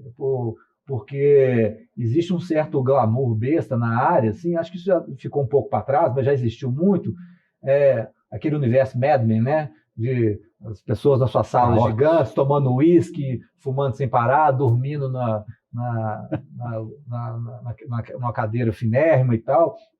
E não, isso é muita relação, é muita disciplina, muita relação, tá disposto a aprender, sabe? Tem que ser uma esponja, chegar e, primeiro, procure conhecer as agências que você valoriza o trabalho, tenta trabalhar com se você é de criação, por exemplo, tenta trabalhar com aquele diretor de criação que você admira, mesmo que o salário ali, talvez, na hora que você vai entrar, você tem um emprego melhor ali do ponto de vista financeiro, mas é aquele diretor de criação que você admira.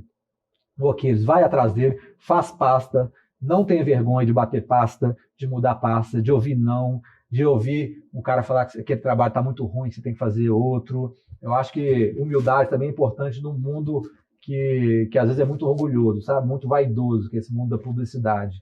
Então, acho que ter disciplina, ter humildade e ser uma pessoa curiosa. Acho que são características fundamentais para você ser um bom publicitário, sabe? E é isso, fazer seu dever de casa, procurar conhecer bem as agências que te interessam, os criativos, estou falando da criação, mas obviamente serve para qualquer área da agência que se interesse, que te interessam, e ser cara de pau e bater na porta. Eu estou falando isso e eu não tive isso. Eu fui tímido, medroso e montei minha agência, por acaso deu certo. Por linhas tortas acabou dando certo, mas hoje eu faria diferente. Hoje, antes de montar uma agência na faculdade, eu rodaria mais, buscaria ter mais experiência para depois montar meu próprio negócio.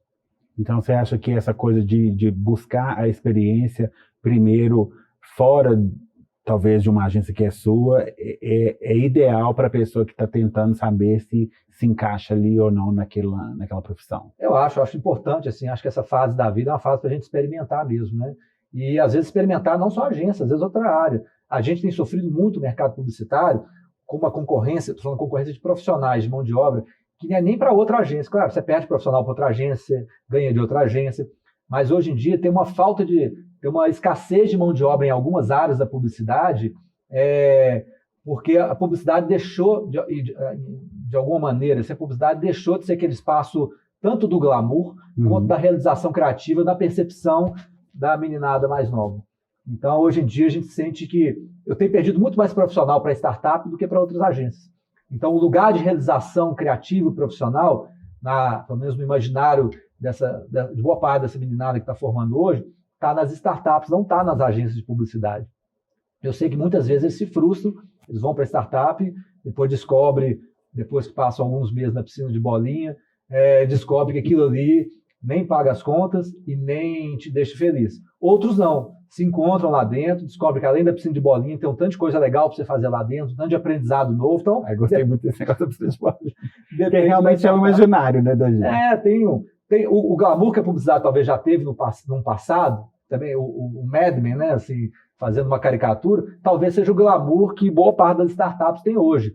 E no passado, esse glamour que as agências tinham, muitas vezes não tinha uma tradução à altura no trabalho que a agência realizava ou na relevância que ela tinha. Outras vezes tinha, acho que é a mesma coisa. Você vai encontrar startup muito massa para você trabalhar, para você crescer profissionalmente, e você vai encontrar startup que você vai se frustrar, né? Acho que não é que a agência é bom, startup é ruim, startup é bom, a agência é bom. Depende do que você quer e depende da empresa que você escolhe para trabalhar, né? Mas eu acho que, com certeza, existe muito espaço para você se realizar criativamente ainda dentro das agências, para você crescer. Vai depender muito do que você quer da vida, né? E aí, por isso, você precisa investigar. E investigar nessa fase da vida, muitas vezes, significa circular, né? Então, só para fechar esse pensamento, assim, qual é se tiver, né, esse profissional, que a gente adora esse tema, qual é o profissional que está faltando para você na sua área hoje? As pessoas começam a pensar assim, mais amplamente. Está faltando na minha área agora, inclusive, vou olhar até para a câmera e falar, se você é diretor de arte e tem uma pasta legal e tem vontade de trabalhar na Popcorn, pode mandar o currículo, leocevaibriga@popcorn.com.br, porque direção de arte é uma área que tem faltado muito profissional. Muitos foram para startups de fato, muitos foram para São Paulo, também é um mercado muito mais vigoroso do que o nosso. Nosso mercado é um mercado muito frágil, mercado mineiro ainda, e tem sofrido muito com tudo que tem acontecido.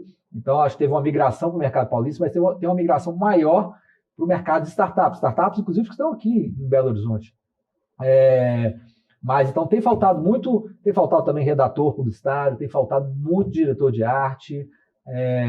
Na área de TI também tem faltado profissionais nessa área, de planejamento. São áreas que têm, isso ao mesmo tempo é uma oportunidade para quem tem interesse por essa área. Você vai ser um profissional valorizado, né? Então, se você é um diretor de arte, redator, um planner, um cara na área de TI ou de marketing digital, possivelmente você vai ser valorizado pelas agências, porque tem pouco profissional no mercado aqui. Eu acho também que com a pandemia, abriu-se uma possibilidade que a gente não considerava muito, que a pessoa não precisa estar em Belo Horizonte, né? Eu tenho uma agência aqui, se a pessoa hoje, se o diretor de arte trabalhar em São Paulo, em Rio Branco, no Acre, ou trabalhar em Belo Horizonte, para mim dá na mesma, né? Não tem uma diferença, ele vai trabalhar de casa, a gente está trabalhando todo mundo em home office, né? Eu acho que, não sei como é que vai ser o modelo pós-pandemia, mas eu acredito que vai ser um modelo híbrido de trabalho. Se vai ter nesse momento. Se tiver, espero que tenha, mas do ponto de vista do trabalho, eu acho que vai ser um modelo híbrido, onde você pode estar presencialmente, mas você pode também trabalhar de casa, vai depender da escolha das empresas, mas no meu caso, no caso da agência, eu acho que vai depender muito mais da escolha das pessoas. Eu acho que tem um tanto de problema no trabalho remoto, tem muito romantismo em torno disso, e tem muito problema também, né? As pessoas, toda hora eu vejo uma pesquisa, uma contradizendo a outra. Se produz, a produtividade aumenta, diminui. Esse dia eu vi uma que fala o seguinte: a produtividade aumentou, mas não é exatamente a produtividade que aumentou, porque as pessoas trabalham mais horas por dia. Né? Você dorme no trabalho hoje, né? Então, você acorda no trabalho, toma banho no trabalho, tudo no trabalho. O tempo que você está ali no trânsito, você já está na frente do computador, né? Mas, assim, tem isso, e tem muita gente que gosta também, porque é uma chance de estar próximo da família, você tem filho pequeno, uma maneira de você estar mais próximo deles. Eu chegava em casa muitas vezes, quando o Benjamin, meu caçula, era mais novinho, eu ficava muito frustrado quando eu chegava em casa tarde, eu já estava dormindo. Eu não vi meu filho, saí para trabalhar, ele estava dormindo, voltei do trabalho, ele está dormindo. Hoje ele está lá comigo, né? Participa das reuniões, monta no meu colo no meio da reunião, quer participar, e eu acho que também criou uma certa informalidade nessas relações corporativas, né? É normal, né? Você vai com um cliente, mesmo uma prospecção, que tem um clima mais sério, né? Mas tem uma certa tensão, de repente tem um filho pendurado, um gato passando, derrubando teclado, um filho montado no seu colo, e faz parte da vida, né? A gente se acostumou com isso, né? Então, acho que tem um lado bom e tem um lado ruim, vai depender muito da necessidade das empresas, obviamente, estou falando da minha, mas também da vontade das pessoas, né? Da minha parte, se a pessoa quiser trabalhar em casa pro resto da vida, eu vou sentir saudade dela de encontrar de vez em quando. A gente pode encontrar num bar também, né? Mas, por mim tudo bem, entendeu? Não vejo problema nisso. Então, espero que essa possibilidade que a pandemia abriu, né, ajude a gente poder, inclusive, contratar pessoas que moram em outras praças, né, que podem trabalhar para você como se estivesse do seu lado. E também é uma coisa muito boa você pensar que você pode prospectar uma pessoa para trabalhar com você que está distante, mas que é tão boa no trabalho que vai valer muito a pena, né? Exatamente. De estar ali com você e você prestigiar a pessoa te prestigiando, né? É muito importante isso. Qual que é se a gente puder, né, falar sobre isso, qual que é, na sua visão, a característica do mercado de comunicação mineiro, que é aquilo que difere Minas e a comunicação do resto do país e do resto do mundo também? Olha, acho que a nossa comunicação ainda é muito dependente da comunicação pública, né? Minas Gerais, boa parte das grandes indústrias aqui são atendidas por agências de fora, né? Então, houve uma migração de contas que estavam aqui, contas importantes, né? Pegar no varejo, Ricardo Eletro, na indústria há muitos anos já, Fiat. Então, assim, uma migração de contas muito grande daqui para o mercado paulista. E aí, a gente ficou muito dependente de conta pública. Esse é um problema, assim. Então, contas de governo, de autarquias, o Sistema S, por exemplo, são contas importantes aqui. Você tem o Sebrae, que a gente atende, inclusive, tem a FIEM, então a gente depende muito disso, e muito da indústria também, né? Vale, por exemplo, de Minas, são grandes indústrias que estão aqui, mas que fazem uma comunicação diferente, assim, né? Porque a Vale não precisa fazer publicidade para vender mais minério, né? É diferente do Ricardo Eletro, por exemplo, do Centauro, por exemplo, de outras marcas, da Localiza, né? Então, são lógicas diferentes de comunicação. Mas o mercado mineiro a gente precisa descobrir, eu acho que esses ecossistemas de inovação talvez seja uma brecha importante para o mercado, sabe? Assim, Minas Gerais, Belo Horizonte, é um celeiro importante na economia criativa, né? Das startups, das empresas da economia criativa. Então, acho que a gente tem que convencer essa turma de que a gente pode ser relevante, pode ser um parceiro relevante. Muitas vezes essas empresas já têm sua house, né? Já tem sua agência dentro da empresa, né? Mas eu acho muito complicado esse modelo de house. Acho que é muito importante você ter uma visão crítica, uma visão de fora, sabe? O olhar do estrangeiro. Com certeza, é bem importante. Alguém que está trabalhando para outras contas, com outra experiência. Uma visão mais global ali daquilo que está acontecendo. Né? Exatamente. Eu acho você pode ter uma house para resolver uma série de problemas dentro da empresa, acho que pode ser útil, mas do ponto de vista estratégico, da comunicação mais estratégica e tal, eu acho muito importante esse olhar de fora, sabe? É igual quando você vai você convive com a sua mulher há muito tempo, você está com problemas, você conhece todos os problemas e ela conhece os problemas. Você vai você faz uma terapia de casal, a pessoa te fala uma coisa que você nunca pensou antes, entendeu? E às vezes aquilo ali é a chavinha que faltava. Então, esse olhar de fora eu acho muito importante, sabe? E, obviamente, as agências têm que mostrar. As agências, ao longo do tempo, acho que elas têm uma missão de recuperar uma relevância que elas já tiveram no passado. Os donos de agências dos anos 80, 90 conversavam direto com o dono da empresa, e é o cara que estava pensando na empresa para os 30 anos para frente, sabe? São, né, pessoas que tinham que eram visionários, tinham uma visão de 30 anos. As agências perderam essa interlocução, muitas vezes, com o dono da empresa. Estou falando de empresas grandes, né, de grandes corporações, né? Você conversa com um gerente de marketing, por mais habilidoso e talentoso que seja, muitas vezes daqui 4 anos ele não está mais ali, já mudou para uma outra empresa e tal, né? Então, é diferente, sabe? As consultorias acabaram, as agências sofrem hoje, tem um desafio hoje, e elas têm que mostrar no que elas são especiais. Eu volto àquela coisa do início, as agências são ótimas contadoras de histórias para marcas. Os canais mudam, as mídias mudam, e elas têm que se adaptar a isso e estão se adaptando. Mas, fundamentalmente, construir marca é saber contar boas histórias, sabe? E as agências são especialistas nisso, mas elas têm perdido o mercado para consultorias, por exemplo, para empresas de consultoria, que têm se enveredado nesse lado criativo também, mas sem esse know-how todo que as agências adquiriram ao longo de muito tempo. E as agências têm esse desafio de recuperar a relevância que já tiveram no passado, entendeu? Mas elas têm capital humano, intelectual, têm estofo para recuperar isso, mas é um desafio. E o mercado mineiro coloca mais um desafio por conta dessas migrações de marcas que aconteceram nos últimos tempos. Você tem que descobrir um outro tipo de cliente que não são os clientes tradicionais de Minas. A gente tem todo o potencial para ficar com esses clientes e pegar outros clientes e fazer uma história de sucesso da comunicação, né? Porque Minas é tão especial em várias coisas, ela também pode se destacar nesse projeto, né? Sim, exatamente. Nós vamos fazer um intervalo e no próximo bloco nós vamos mostrar aqui uma surpresa para vocês. O Contador de Histórias acaba de lançar um livro infantil. Nós vamos falar sobre esse livro e muito mais. Até lá.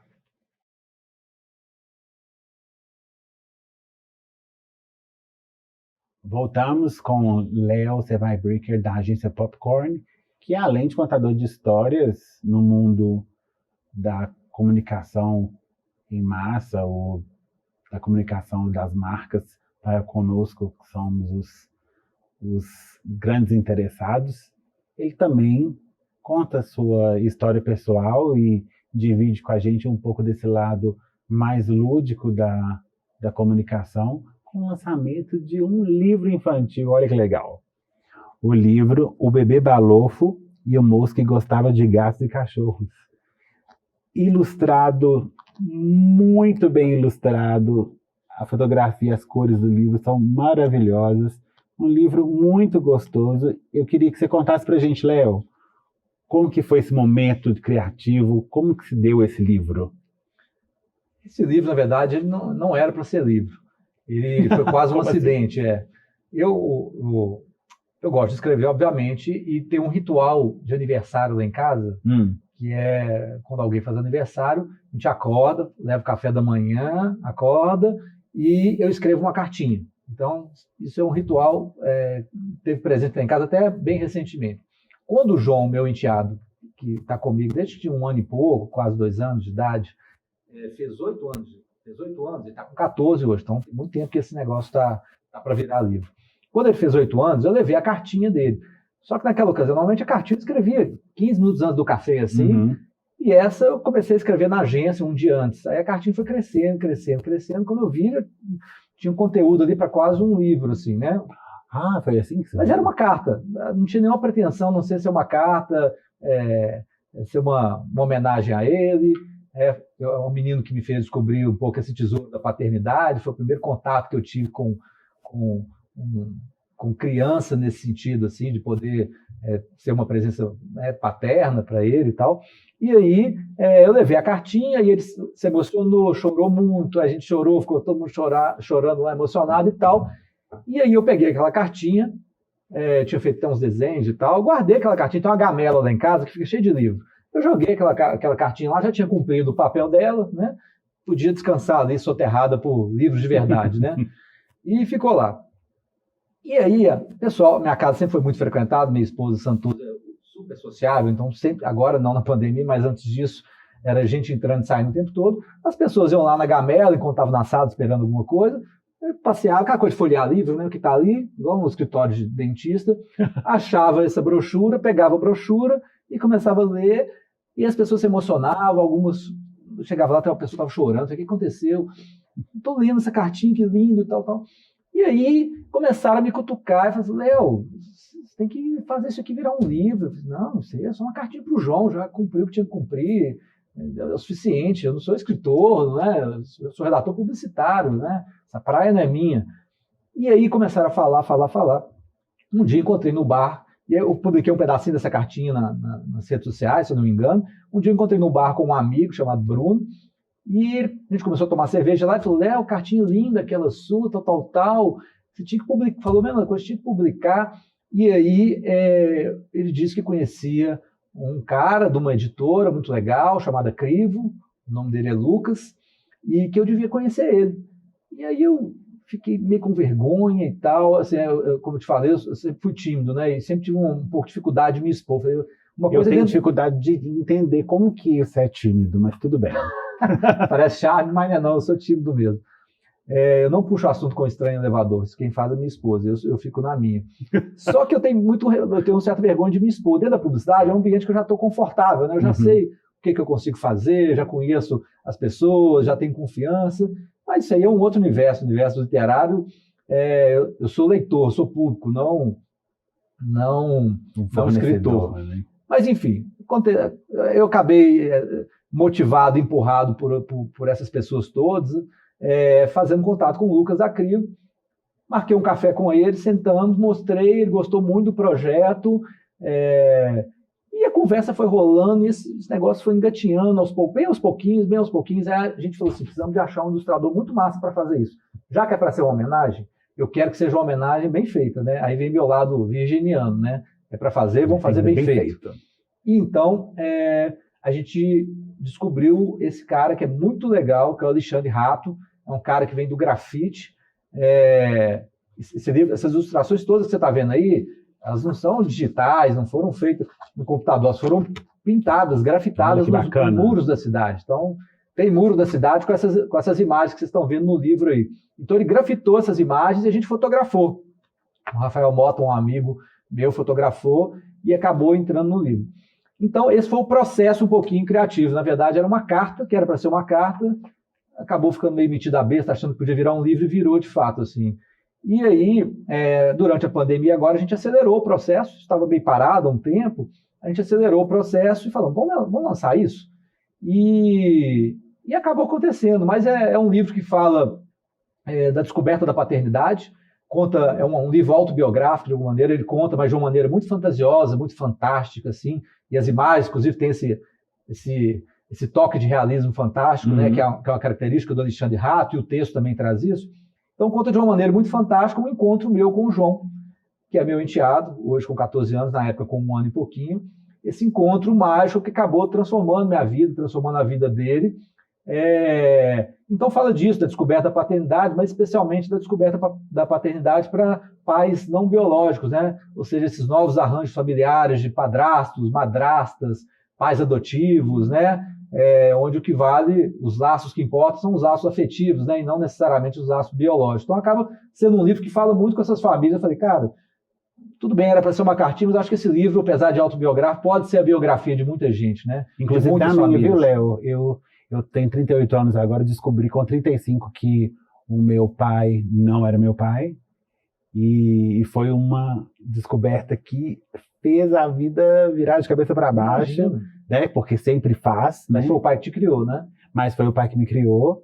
Mas assim, então esses novos arranjos, eles estão muito mais presentes na vida da gente do que a gente acha, né? De repente você pode se descobrir aí dentro desse novo arranjo, que foi o meu caso, e que deu uma reviravolta na vida, dá uma bagunçada na vida da gente, mas depois a gente descobre outras coisas que são maravilhosas, né, no percorrer. E hoje eu tenho, além do João e da Juju, que eu conheci logo em seguida, até a Juju é até mais velha do que o João, mas eu conheci ela depois, por isso que esse livro fala desse primeiro encontro, é um encontro com a paternidade de alguma maneira, né? Mas hoje eu tenho também meu caçulinho, o Benjamin, ele tem 5 anos, esse é filho biológico. E as pessoas sempre me perguntaram isso quando o Benjamin nasceu, né? Mas fala a verdade, Léo. Agora, né? E agora? É diferente? É diferente porque todo filho é diferente, né? Mas não por ser biológico. Nunca teve isso para mim. Meus filhos sempre foram meus filhos. Eles têm, claro, eles têm um pai que é muito presente, com quem eles convivem diariamente, mas né, não é uma competição, né? Eles, na verdade, têm 2 pais, né? Acho que eles têm um privilégio de ter 2 pais.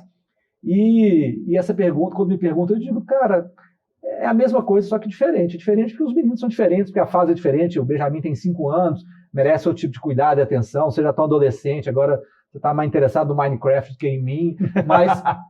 Mas fora isso, é uma relação de amor, de muito afeto, de muito companheirismo, amizade. Eu faço questão de querer ser amigo, de estar próximo dos meninos, entendendo que nessa fase de adolescência isso é um desafio, é difícil mesmo, né? É difícil você se aproximar, mas é parte dessa jornada que é ser pai, né? Então, assim, estou muito feliz com o livro. É um livro despretensioso nesse sentido, né? Era para ser uma carta, mas apesar de ser um livro despretensioso, é um livro que eu gosto muito, tem sido muito bem recebido, tem emocionado as pessoas, e fico feliz que possa ser, além da minha história, possa ser a história de outras pessoas, inclusive a sua história. Né? E onde a gente encontra esse livro, Léo? Você acha esse livro no site da editora Crivo. Então, o livro está sendo vendido, por enquanto, só via e-commerce, na loja da Crivo Editorial. Você digitar Crivo Bebê Balofo no Google, você cai na página do livro já. Acabou de ser lançado, deve estar com cheirinho de gráfica ainda. Tá. E esse livro, você espera no futuro o quê dele? Você tem uma pretensão assim de ser autor de outros livros? Você vai se enveredar por essa praia aqui ou não? Olha, sinceramente, eu não sei. Como foi um livro feito quase por acaso, não foi um livro planejado, né? Um livro que nasceu sem eu saber que aquilo ali seria um livro. Eu não sei. O que eu sei, que acho que esse livro me deixou claro, e acho que a pandemia também, acho que na pandemia acho que tem muita gente nessa procura, né? Procura por um outro caminho. Um outro caminho não quer dizer que você vai abandonar o seu, quer dizer que talvez seja legal você experimentar outras coisas na vida, profissionalmente, né? No meu caso, sempre tem a ver com a criação e com a redação. Assim. Então, eu adoro cinema, adoro escrever, estou aprendendo e queria escrever outras coisas. Tenho vontade sim, de escrever outras coisas, além de textos publicitários. Né? Eu comecei a escrever na pandemia algumas crônicas da pandemia, crônicas para tempos crônicos. Comecei já a criar tem umas 10 crônicas, assim, muito, muito relacionadas ao mundo que a gente ficou resumido, né, com a pandemia, que é o mundo familiar, né, a sua casa, né, a gente preso em casa, e coisas cotidianas que acontecem. Então, não é um livro sobre política, sobre o que está acontecendo, apesar de, obviamente, tocar nesses assuntos, porque a gente respira isso o tempo todo, né? Mas a primeira crônica que eu escrevi é uma crônica sobre as formigas que resolveram invadir minha casa durante a pandemia. Então, foi uma obsessão durante alguns meses que eu fiquei com essas formigas, fui criando histórias sobre as formigas que estavam lá em casa. Acho que crônica é meio um primo pobre da literatura, né?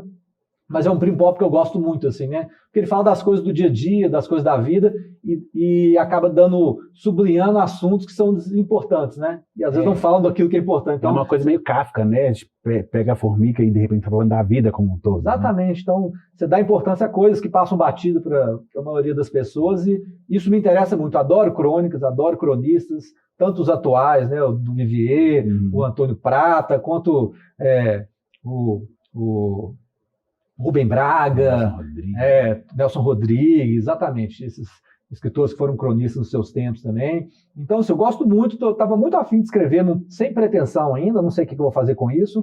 No mínimo tem sido um descarrego, assim, uma maneira de respirar fora desse ar que às vezes é sufocante, né, da pandemia, do trabalho publicitário de muitos anos também fazendo a mesma coisa. Então, acho que até ajuda no próprio trabalho publicitário, né? Você chegar um pouco mais leve assim, para o trabalho. E são coisas que eu descobri que talvez eu consiga fazer bem feito e eu quero apostar nisso. Mas ainda não tem nenhum projeto. É só uma ideia na cabeça e uma brincadeira por enquanto. Essa ideia de ter uma reciclagem de nós mesmos, né, nas coisas que a gente gosta de fazer, é uma coisa que a gente tem que reaprender mesmo, porque é uma necessidade agora, né? Porque a gente está tão, assim, submerso nesse mundo de pandemia e de viver aquele ambiente, né, repetidamente, que realmente esse respiro que a gente dá com os nossos gostos, né? As nossas outras habilidades são muito importantes, né? Principalmente nesse tempo de hoje, com a pandemia, que a gente vê muitas pessoas tendo muita dificuldade, até no sentido financeiro, né, Léo? Claro, claro. Que as pessoas perderam aí suas rendas, as pessoas perderam seus empregos, outras mudaram completamente de ramo sem ter um precedente ali naquela seara, né, daquela coisa que ela está fazendo. E você acha, nesse sentido, que, no sentido do financeiro da coisa, que essas coisas que a gente faz porque a gente gosta, no seu caso, sei que você gosta de escrever, sei que você gosta de viajar, sei que você gosta de ter contato com os outros ramos da cultura, você acha que isso enriquece a pessoa e a possibilita ganhar mais dinheiro no sentido de recaptar aquela renda que ela perdeu, ou aquele emprego que ela não está visualizando agora? Eu acho que conhecimento é muito importante, né? Assim, esse conhecimento não é conhecimento acadêmico, é conhecimento que você adquire com a vida, com o que você consome, com o filme que você vê, com a série que você vê, com a viagem. Agora nós estamos numa fase que está difícil, né? Está quase impossível viajar, mas isso tudo, obviamente, enriquece seu repertório, né? E você chega com mais ferramentas, né? Eu acho que quem tem ferramenta tem escolha, né? Então, você aprender um idioma, você viajar muito, você ir no museu, você ler, tudo isso te dá bagagem. Não estou falando só da publicidade, não. Acho que boa parte das profissões, né? Te dá bagagem, repertório, para você conseguir oportunidades melhores e para você poder escolher, né? Você tem mais chance de escolher quando você tem mais ferramentas. Então, eu acredito nisso. No meu caso, sempre adorei, o meu luxo sempre foi viajar, assim. Nunca me importei com carro, nem carro mais tenho. Que coisa mais tenho. Comprei uma bicicleta agora na pandemia, mas vendi meu carro e comprei uma bicicleta. Mas não tenho carro, não tenho nenhum tesão com carro, com esse tipo de artigo de luxo, não tenho relógio, não tenho nada disso, mas viagem é um negócio que eu gosto e estou muito carente, porque na pandemia nós estamos presos dentro de casa mesmo, né? Mas acho que a primeira coisa que eu vou fazer quando eu puder fazer, ou seja, vacinado e tal, é viajar. Eu sempre gostei de viajar, eu e minha esposa, a gente sempre tenta achar uma maneira de fazer uma viagem bacana por ano. Então, ano passado foi a pandemia. No ano retrasado, a gente foi para a África do Sul. No ano anterior, a gente foi para Tailândia, para o Vietnã. E normalmente gosto de roteiros exóticos, assim, roteiros exóticos e programas exóticos. Porque eu acho que viajar, para mim, é experiência, né?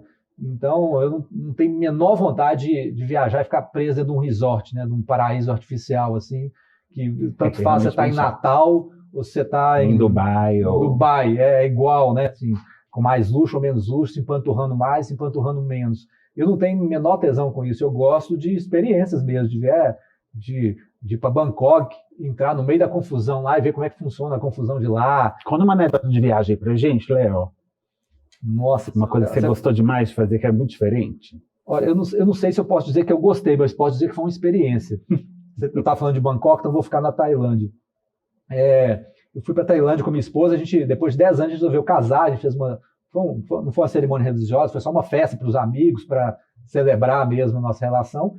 E aproveitamos o ritual, falamos, vamos sair de lua de mel, foi essa viagem para a Tailândia e Vietnã. Na Tailândia, além de Bangkok, que foi divertidíssimo, porque a gente foi para lá sem saber que era o ano novo deles, é um ano fora de época, foi em abril, se eu não me engano.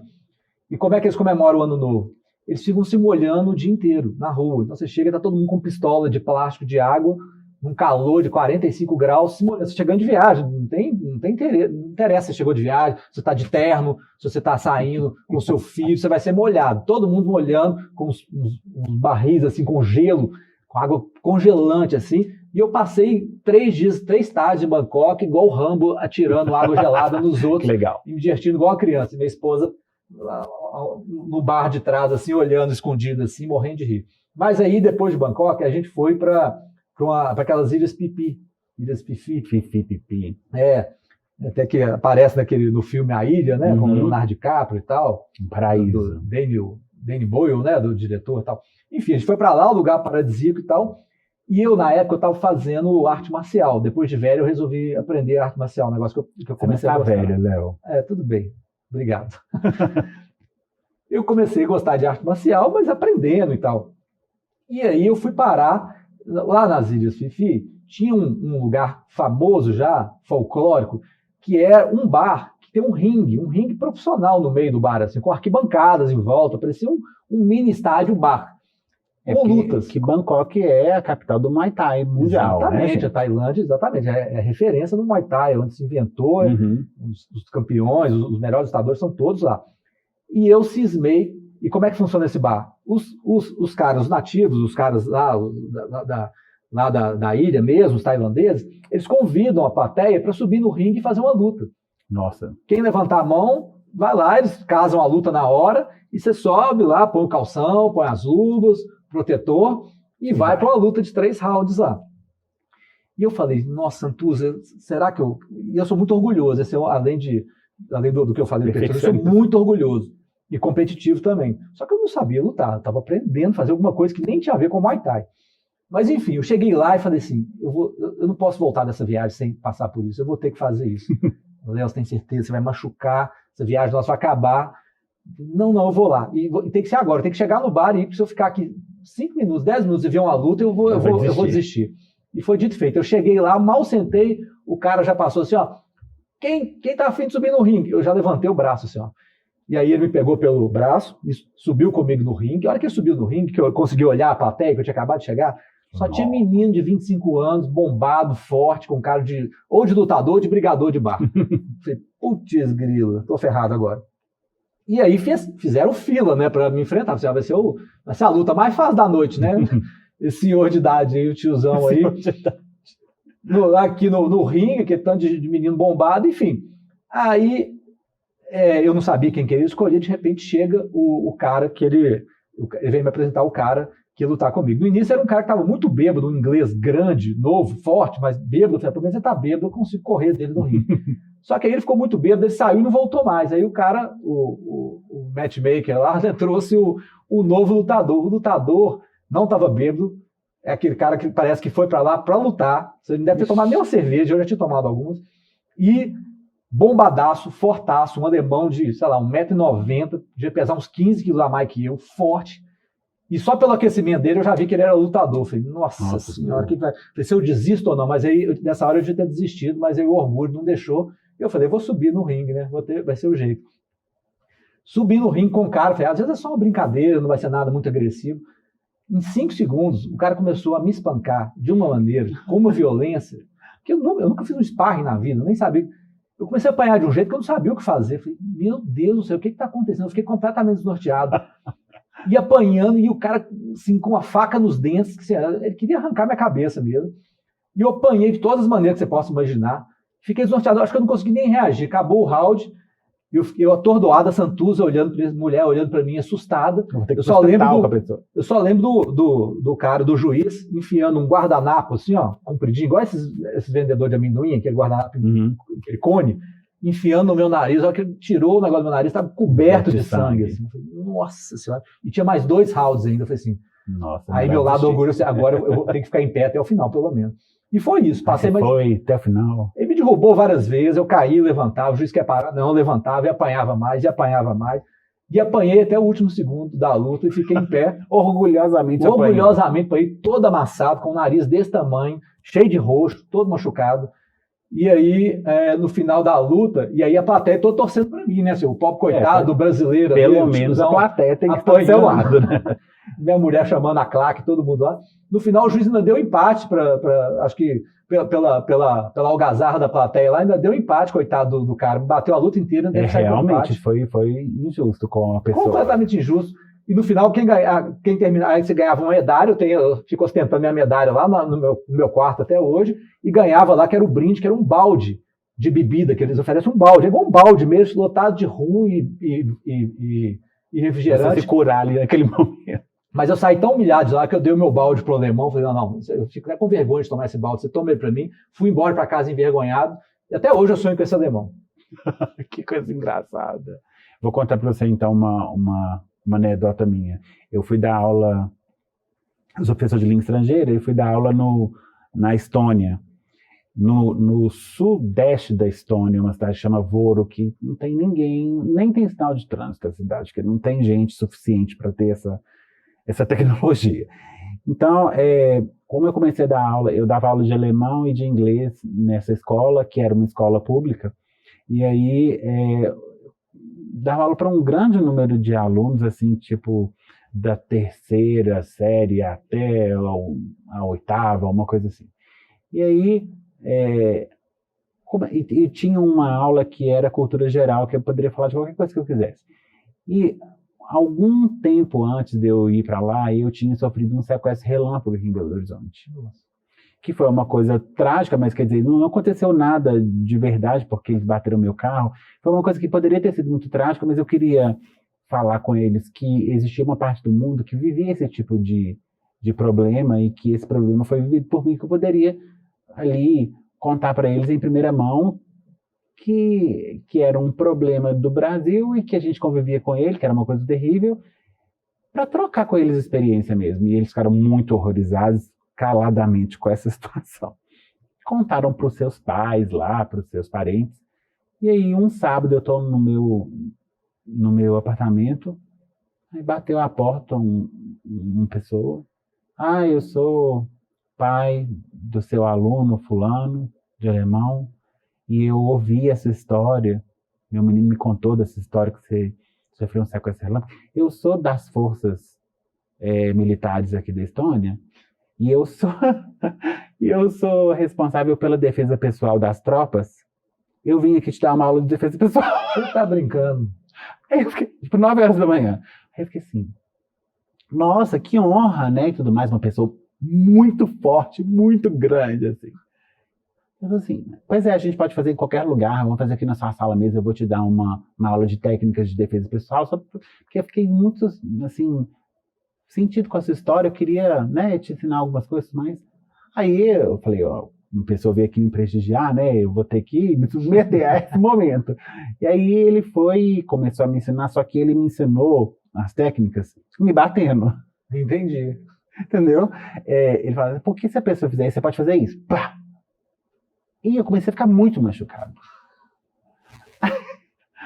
Meu Deus do céu, será que eu sou tão educado a esse ponto de deixar a pessoa me ensinar e acabar comigo?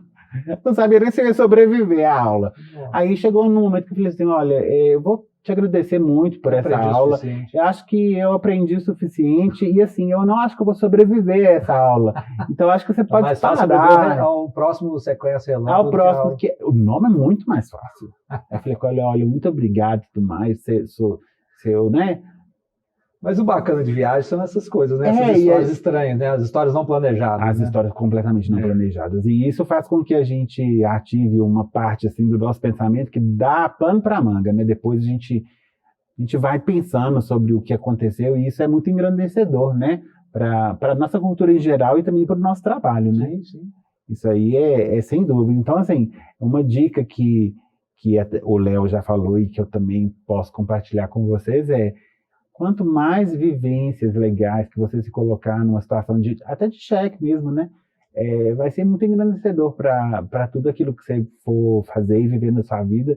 E, de repente, você está escrevendo uma carta, vira um livro, você sofreu aí uma coisa inoportuna, aí, tipo um sequestro relâmpago, pode virar uma aula de defesa pessoal, e você acabar todo roxo. Mas é uma vivência, né, Léo? Claro. E isso é o que é o interessante aí de fazer esses hobbies e de viajar e quando eu poderia deixar, né? Acho que agora as pessoas estão experimentando a pandemia para tentar descobrir experiências que elas podem ter dentro de casa, né, no seu espaço, né? Então, isso que eu falei de escrever, por exemplo, muita gente descobrindo hobbies novos, pintando, fazendo crochê, gente que não fazia ginástica quando a academia está aberta, agora faz ginástica na sala com 3 meninos. E é uma coisa assim, uma tendência, né? As pessoas estão malhando mesmo em frente ao computador. Exatamente. Então, acho que é uma época para a gente descobrir, né? As experiências são possíveis, né? Assim, dentro dos limites que estão dados aí, né? A gente tentar descobrir experiências novas, né? Para respirar um pouco, né? Assim, acho que é uma época muito difícil que a gente está vivendo e cada um tem que encontrar sua cachaça, né? Com certeza. Léo, nós estamos chegando ao final do programa e muitas pessoas perguntam coisas muito inusitadas sobre a publicidade, sobre a comunicação, tanto no Brasil quanto internacionalmente, e acho que uma das questões que as pessoas mais perguntam é uma questão financeira mesmo, uma questão ligada ao dinheiro, a quanto a gente consegue ganhar, quantas agências pagam, quantas agências cobram. Qual que é uma anedota assim, dessa sua vivência? Qual que é a conta que paga mais no Brasil hoje para uma agência de publicidade? Qual anunciante, está dizendo? Um cliente? Eu acho que os clientes que pagam mais, eles estão, para começar, em São Paulo, não estão aqui em Belo Horizonte. Mas não quer dizer que o cliente que paga mais, não quer dizer que a agência que tem um cliente que paga mais, ele vai te pagar mais também. Então, para quem está querendo entrar no mercado, eu acho que, primeiro, assim, eu vou te falar uma coisa sobre dinheiro, assim, nunca foi a minha motivação. Eu praticamente não fui funcionário, né? Eu tive uma experiência breve em São Paulo, na Léo Burnet, a agência que atende a Fiat, outras contas grandes, mas a minha vida toda foi como empresário, apesar de eu ter uma certa dificuldade, eu me acho mais publicitário que empresário, mas foi como empresário. Então, se eu montei a agência de faculdade e tal, e dinheiro nunca foi o que eu olhei na frente, eu sempre olhei assim, quero fazer um negócio que eu gosto e quero fazer bem feito. E quero fazer a diferença. Eu acho que sempre foi isso. E eu acho que se eu fizer isso, eu consigo ganhar dinheiro ali na frente. Dinheiro é um resultado, né? Eu sempre pensei nisso e continuo acreditando nisso. Gosto do que o dinheiro dá, gosto de viajar para a Tailândia, subir no ringue e apanhar do alemão, ou fazer outra coisa nesse sentido. Mas eu sei que para isso eu preciso ganhar, né? Não tem esse romantismo, não. Mas eu acho que se você escolher, e até, claro, tem profissões que vão dar mais dinheiro, tem profissões onde é mais difícil ganhar dinheiro. Acho que a publicidade não está entre as profissões que você tem mais chance de ganhar dinheiro. Se isso for a única coisa que passa na sua cabeça, talvez você esteja no lugar errado. Eu acho, assim, a minha crença sempre foi que você tem que descobrir o que faz sentido para você. O que eu sou bom, o que eu sou especial, o que me dá tesão fazer, o que eu gosto de fazer. E claro, vou trabalhar com disciplina, vou ser esforçado, vou ser uma esponja, vou tentar estar próximo dos melhores. E se eu fizer isso tudo, com um pouquinho de sorte, que também faz parte, eu posso ganhar dinheiro lá na frente. Eu sempre acreditei nisso, acho que materialmente eu não tenho reclamação da trajetória que eu escolhi. Eu podia, como minha área é criação, podia ter ido para uma outra área, por exemplo, podia ter, em vez de montar minha agência, ter ido para São Paulo e trabalhar nas grandes agências em São Paulo. Seria uma carreira completamente diferente na publicidade. Talvez eu tivesse, do ponto de vista de premiações, apesar de ter ganhado as minhas aqui, teria chegado mais longe nesse sentido, eu acredito que sim. E eu escolhi um caminho empresarial diferente dentro de Minas Gerais. Então, são escolhas que você faz na vida. Agora, não tenho nenhuma reclamação material nesse sentido. Acho que a publicidade me deu muito do que eu tenho. Sou muito grato a ela pelo que eu tenho, inclusive materialmente falando. E eu acho que se você gosta de publicidade, você quer trabalhar na área, você sente que você tem um talento, uma sensibilidade para aquilo, tem um gosto para aquilo, trabalha duro, rala um bocado, se cerca das pessoas boas, cruza um pouquinho o dedo, que dinheiro não vai ser um problema. Excelente, cruzar um pouquinho o dedo, se rodear das pessoas que são boas aí nessa área e ralar muito. Essa é a receita aí, se não for para o sucesso pleno, é para o caminho que o sucesso pode proporcionar para você e para todos nós, né? Léo, muitíssimo obrigado. Foi um prazer recebê-lo no programa TBT. Assim, acho que foi engrandecedor. Eu que agradeço, é uma honra estar aqui, acho que foi uma prosa joia e sucesso aí para o TBT. Sucesso para todos nós, né? Gente, se você gostou do nosso programa, escreve seu comentário, dá um like pra gente e ativa o sininho aí para você receber todo o conteúdo que a gente produz com muito prazer e muito carinho para vocês. Até mais.